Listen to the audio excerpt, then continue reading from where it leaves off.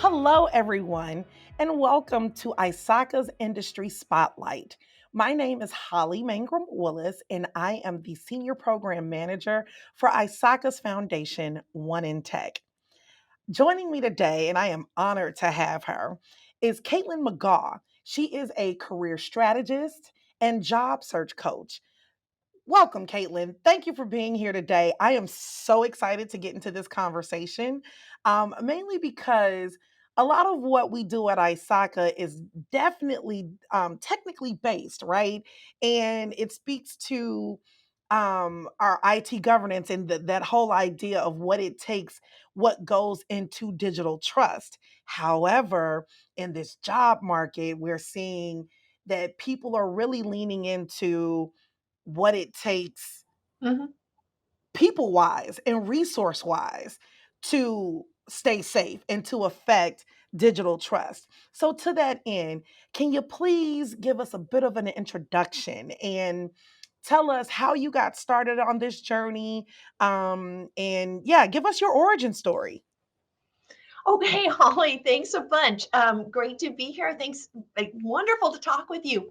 So, with respect to kind of how I got into this space, I mean, it really was through executive search, and I kind of lucked into it. I came back from 9 years in Malaysia and needed to do the reentry mom thing. And I had been interested in executive search ever since I'd been out working at an engineering firm where I watched executive search firms bring on new marketing people and whatnot. And I thought, gosh, that idea of corporate matchmaking seems so exciting and that would be cool to do. And I think it would parlay a lot of my skills. So, long story short, I answered an ad in the paper back in the day, 1997, and landed a job with this crazy little executive search firm that was dedicated to IT audit. So Lander International had carved out this niche, and I really got hooked. We had a passionate founder of that company who'd actually been an early ISACA chapter president, 1989 to 1990 for San Francisco, heavily involved in ISACA, and was really committed to the cause of being a resource clearinghouse for the IT audit profession. And the more I learned about IT auditors, I had no clue what an IT auditor was. And back at that point in time, I mean, people were still using the acronym EDP auditor.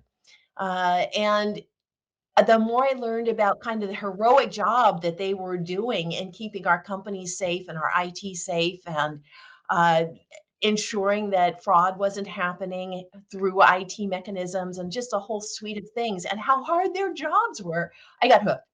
End of story. Awesome.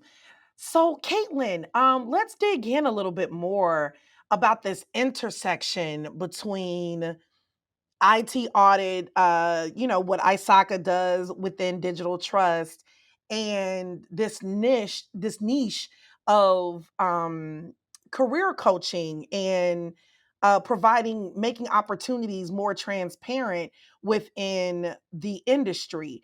What, and you say you've been in this since 1997, right? So, can you talk a little bit about that intersection and why it is such an important lane, not only for you to travel, but for the industry as a whole to take a closer look at?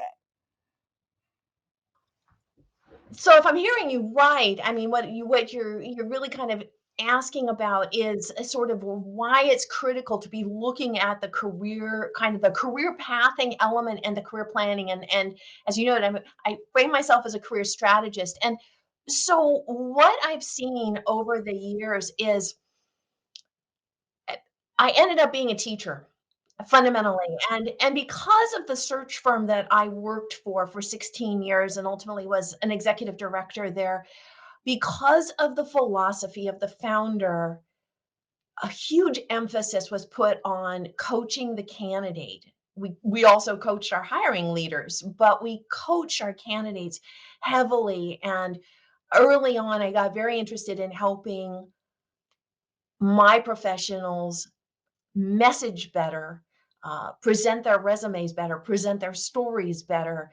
And that it proved to me that when professionals in this space do that, they interview better, they get better jobs, they have better career trajectories. And so, after having done search and year, when I just felt like, hey, it's time to pivot. I really want to bring that process, that notion of process improvement in this very particular space to the ISACA community and beyond, because most people don't get that opportunity to learn how to build a high impact resume or a high impact professional brand, or how they can parlay all the skill sets that they've developed as IT auditors, IT compliance and governance and risk professionals, cybersecurity professionals. They've got this skill set that, in fact, lends itself naturally to the skill sets required for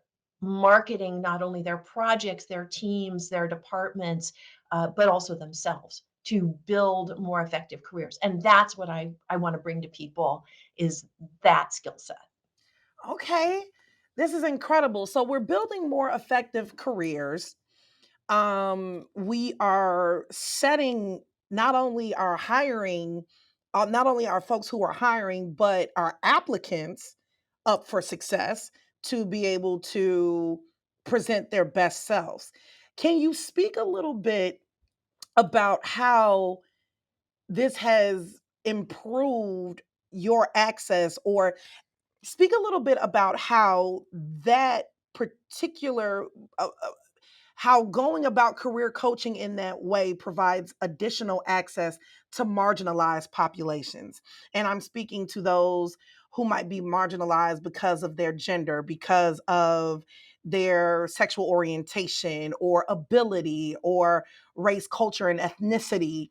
Um, has this has this focus on equipping an applicant helped companies to diversify and be more inclusive in their hiring practices? Well, I think very much so. I mean, I think unfortunately, you know, by virtue of lack of access to resources, lack of access to mentors, a lack of access to um, any number of support mechanisms that more privileged groups have access to, that by bringing the coaching um, to the job applicants in the search process, I think really actually helped us um, ha- place, when I was doing recruiting, place more women, um, place a more diverse applicants across the board, just because we taught them the skills they needed to better level that playing field. And that definitely is a goal in terms of extending this reach and continuing to offer.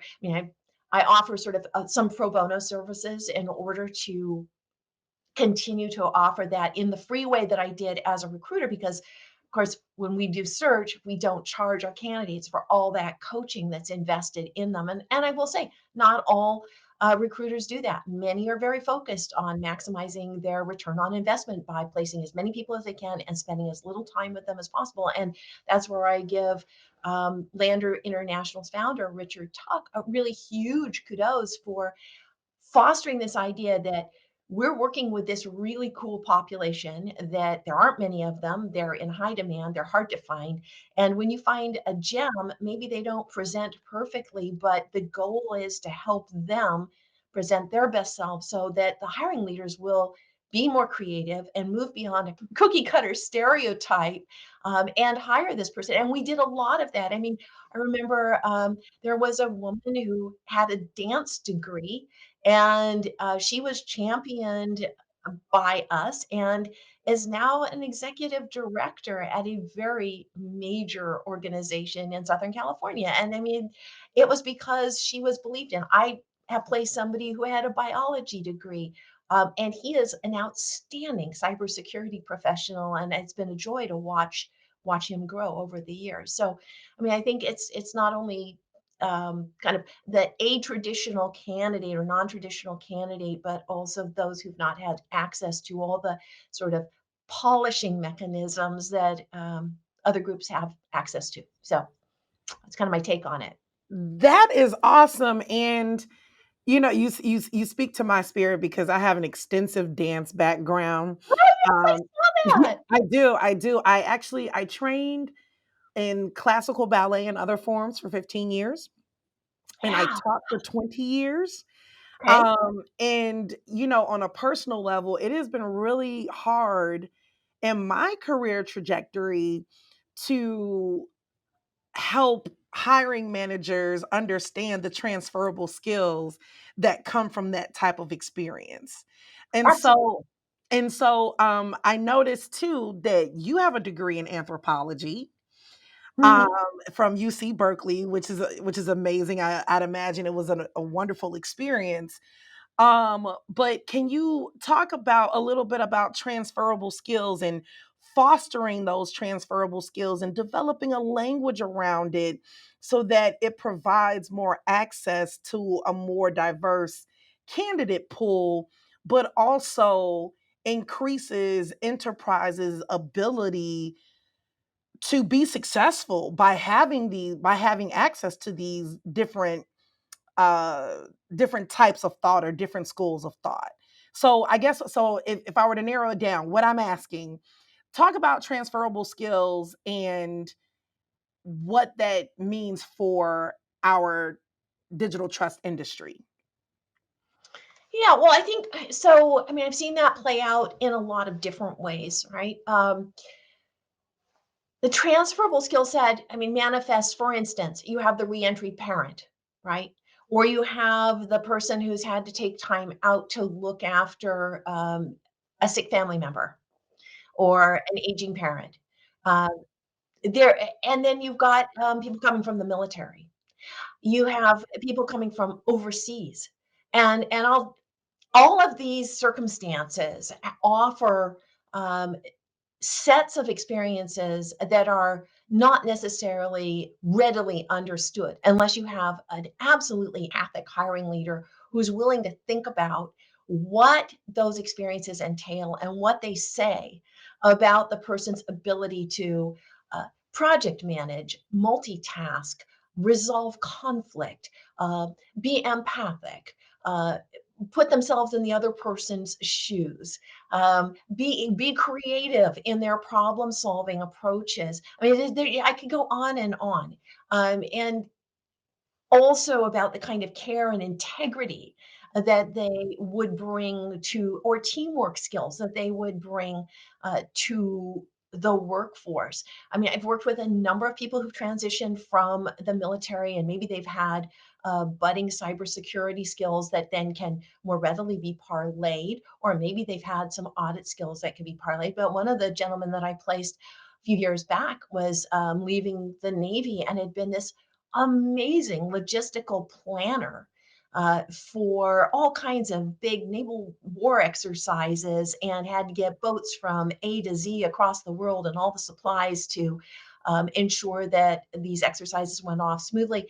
And he became an IT auditor with a fintech firm and did an amazing job because he understood how to get along with people, how to work with cross functional teams, how the importance of good messaging about why you were doing what you were doing and the value it would bring. They were just so he learned some of the technical skills on the job, but he had this massive skill set behind him that supported his success. And I've seen the same with um, reentry parents or folks who were older who had actually maybe retired or taken an early retirement but have this incredible skill set that they can bring back into the workplace. And getting past ageism is another place where we really have to think about these non-traditional candidate pools that in fact can be of huge benefit. And as you point out, that diversity of age, gender, experience, uh, really fosters a different kind of dialogue that means that you have more opportunity for innovation and creative problem solving because you don't fall into sort of a group think scenario. Absolutely. Caitlin, you are so incredibly interesting. because I think what you're talking about are things that, I've only necessarily covered in conference learning and whatnot. And some of these concepts of inclusion and diversity of thought really being an innovative and revenue driving factor is still Mhm. being socialized and still, taking I think enterprise is a little slow to grasp onto. So it sounds like you're incredibly committed to all of that. So let's get specific. Can you tell us about Caitlin McGaw coaching and what you specialize in, your services that you're offering. And this is an opportunity to let folks know how to get in touch with you, and why to get in touch with you specifically. Sure, sure. So the coaching practice flows naturally from the recruiting. I mean, it's really 24 years of coaching, being parlayed now to a much broader audience, and so that people can have a dedicated coach who's dedicated to listening to them and helping them achieve their specific goals. And the key prongs to that are job search strategy from A to Z, starting with defining the parameters of what you're really looking for and where are you going to do that, who is involved in your search, meaning what companies are you going to target, what kind of job. So it's starting with that entire strategy through execution, through offer management, and even onboarding. So my goal is to really ensure that people find the right role that they're looking for through a great process. So it's all about process improvement, right? People think they kind of know how to do it, but even with senior leadership, I've seen people really not understand how it works, and it's no wonder. It's been evolving. The whole job search process has evolved from back in 1997 when I answered a little ad in the paper to kind of the whole digital space that it is now, with even last summer TikTok talking about its TikTok resumes, and like, really? Are we gonna go that way? But so that's one prong of it. Then the next prong is the resume rework and creating a professional brand that really speaks to who you are and addresses kind of where you're going and presents that to the world in a way that people will see it and recognize it and see you and hear your messages clearly.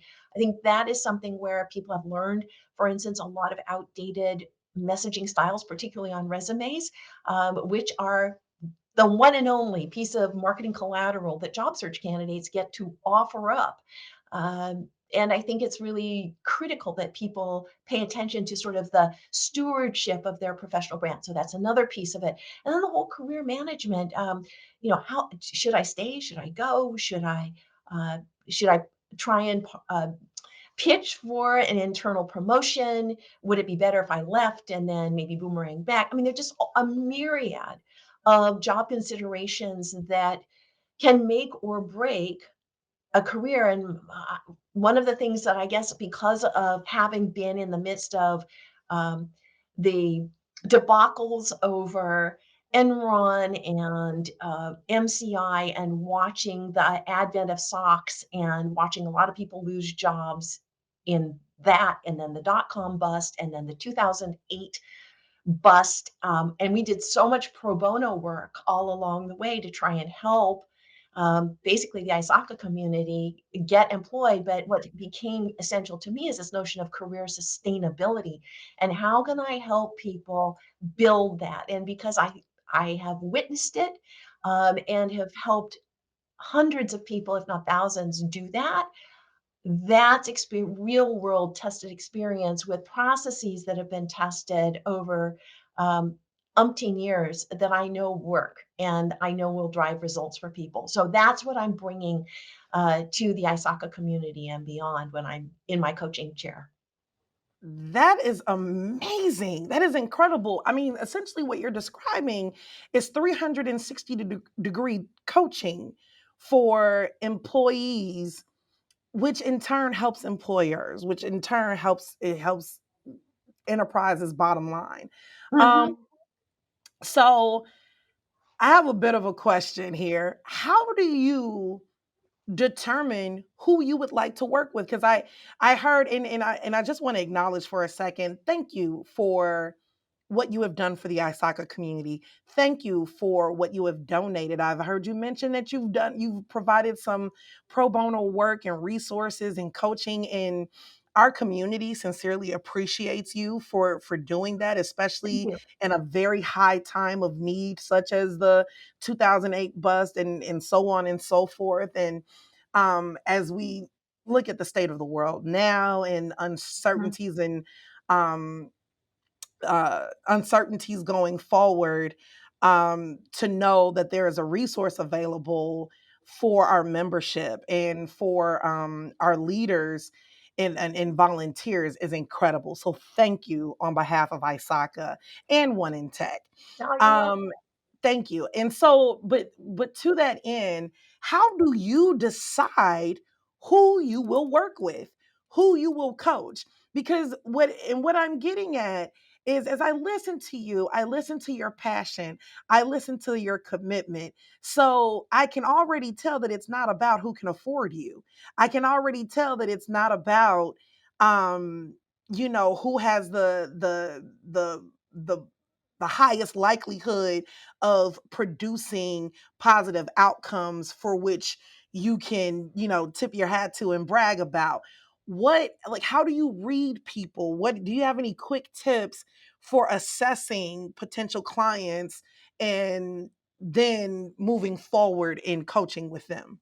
Yeah. Well, I think it's a great question. I think it's uh, the same kind of metrics that, in fact, recruiters are taught to apply. And one of the big ones is coachability. Is the person open to some constructive feedback?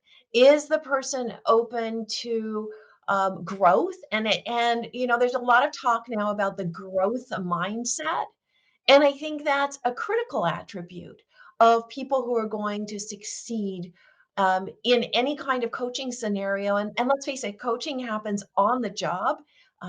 Good managers offer good coaching to their directs and indirects and to those they mentor. But it's up to each of us to hear those messages and act on them as we see fit. Also, it's up to us to discard the ones that don't fit and feel like they're not good. Um, but I think it's really that growth mindset and people who are willing to step back and take a look at themselves and say, "How can I improve?" And then are willing to be held accountable both by themselves and to somebody else who's holding them accountable to their goals, their stated goals. So, I mean, that's the dialogue that I've always had with candidates, is to assess, can I really help you because you don't want just a recruiter who's going to throw your resume to everybody that we've got as a client. You're willing to put in the work, you're willing to work on your resume, you're willing to be coached for an interview. As soon as somebody says, I don't need any coaching, I've done a zillion interviews, I know everything there is to know about interviewing. That's not a candidate that I was ever particularly excited to work with, because they did not know my client. They needed the specific information that we had from our client brief about that client and our multiple conversations with the client and the hiring manager and their process that would invariably help um, the success of the candidate. But if somebody tells me, I know everything, I don't need your help, just walk me in the door. That was somebody we'd say, I don't think we can really lend a hand. So I think as a coach, I listen for people who are want coaching and want to grow, want to improve, and have a growth mindset. That is amazing. I'm enthralled, and I'm probably going to call you after we finish this. Let's talk. Because a lot of us, especially, for the last couple years, the world has changed, and it Yeah, has changed drastically. And I think we talk about this new normal, right? And attempting to establish a new normal for ourselves. And so, to I have a question with regard to a new normal. how have you stayed on top of industry trends, on Mm, top of what industry, not just digital trust, but the world as a whole, as far as hiring and career support. How do you stay abreast of what's current, and then in turn push your current roster of clients to that next level, to the next frontier? yeah, wow, that's a big question. You know, there are there it, it's wonderful that there is just such a tremendous amount of access to resources, but it's also kind of a flood. And it's one of the things I did recently for the ISACA Careers Corner was actually go out to the ISACA community and say, "What are you consuming? Talk to me. Tell me what you're consuming." And it was splendid. People contributed podcasts and uh, various newsletters that they were getting and trainings and just all kinds of things. And that was so people can find that in the ISACA Careers Corner archives of the great resource roundup, which I think you'll enjoy. But with respect to career trends specifically, I mean, I think there's just a bunch of things. One, the Harvard Business Review has ongoing great articles about how the workplace is changing, how hiring is changing, job descriptions, the AIs that parse resumes. Just there's a zillion things there in the Harvard Business Review, and I think that's an amazing resource for people who are interested in building their careers and getting more really accurate and good information. I think there are some other interesting resources that are much broader at the more industry level about where things are heading, which informs the ISACA community and beyond about skill sets they need to develop. Is that McKinsey has just heaps of different newsletters and updates that are marvelous.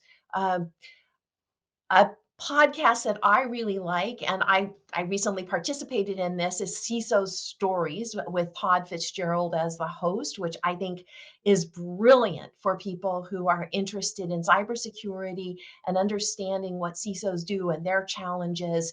And I think that informs even the senior security analyst can gain a lot from that.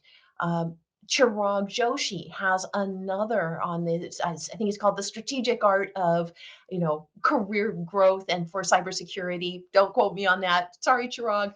But it's a marvelous, marvelous podcast that Chirag Joshi has initiated, and then ISACA has, as you know. I mean, there's just a bazillion resources via ISACA from, I mean, I've always enjoyed going to chapter meetings and learning from the peers in the chapter meetings. And what better way and what safer space, right, to go than like to my yay chapter, Chicago, I love that chapter. Um, there's just so many people that you can talk to, and instantly you have this affinity. You all belong to ISACA. You're all doing cool stuff. And the chapter meeting is your safe space to go and network and practice networking and find out what's going on in your market space.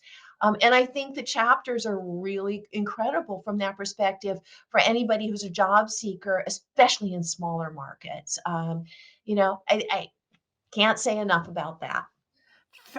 So such thank you for offering such incredible resources. Podcasts, Harvard Business Review, McKinsey, and you are absolutely right. Sometimes when you Google things, uh, career and IT audit and governance related, digital trust related, those are the two of the first that pop up Yeah. with timely and current resources. So that is incredible.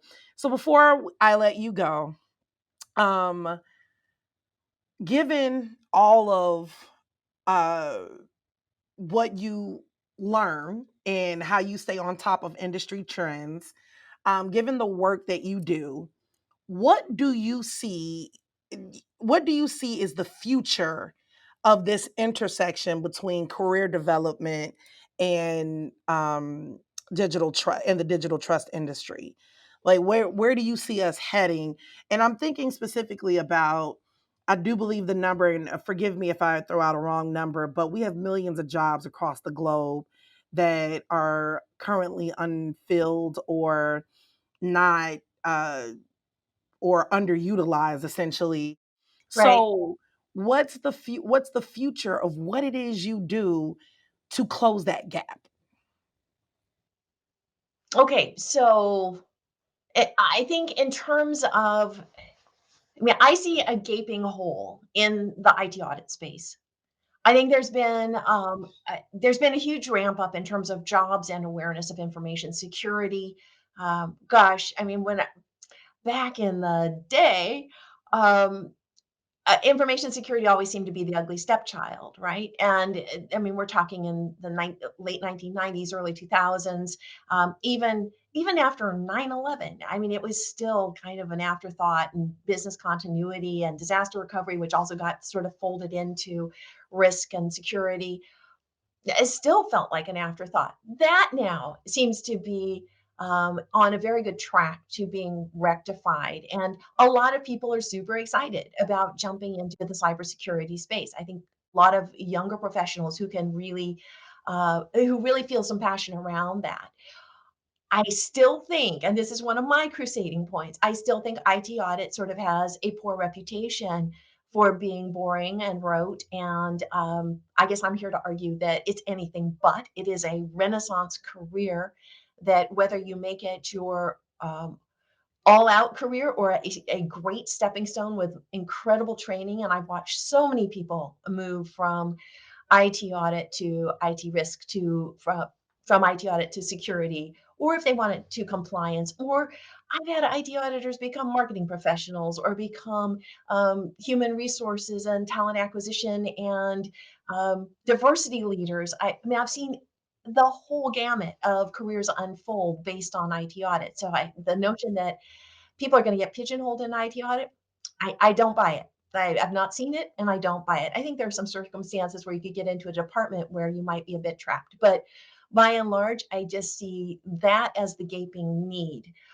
where we really need to bring in everybody to plug that gap. And particularly, we need to bring in hiring leaders to say, we need to really look beyond the requirements that we think make a good IT auditor. I think that because it is such a renaissance skill set and it folds in so many diverse competencies, that there are lots of people out there that can become really superb IT auditors, and we need them. We need them to protect our companies and to keep us out of hot water on so many levels. So that's the place where I would like to see more focus and just a better understanding of how critical that particular trajectory is. So I guess that's my pitch to you, Holly. Absolutely. Caitlin, I could talk to you all day about this. And unfortunately, we are out of time We today. are.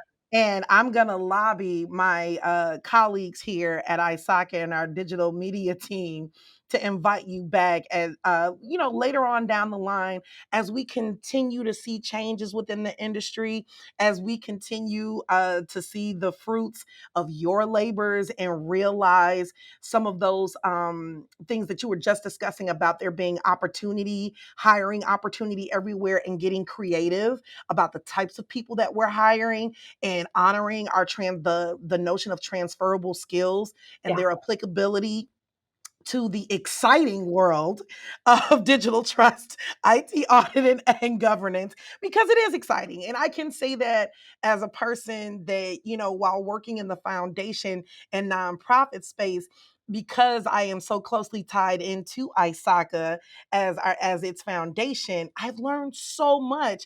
And when I tell you it is thrilling and enthralling, it Mhm. is it's an exciting space to be in. So Caitlin, I thank you and I look forward to an opportunity to speak with you again. Everyone, to our audience, we appreciate you joining us today. If you would like to get in touch with Caitlin, please make sure you click the links below. I'm sure you have found that she is a wealth of knowledge and resource. And so we hope that you tap into that and look forward to speaking or to sharing our next industry spotlight with you. Thank you again for joining us. Take care and stay safe.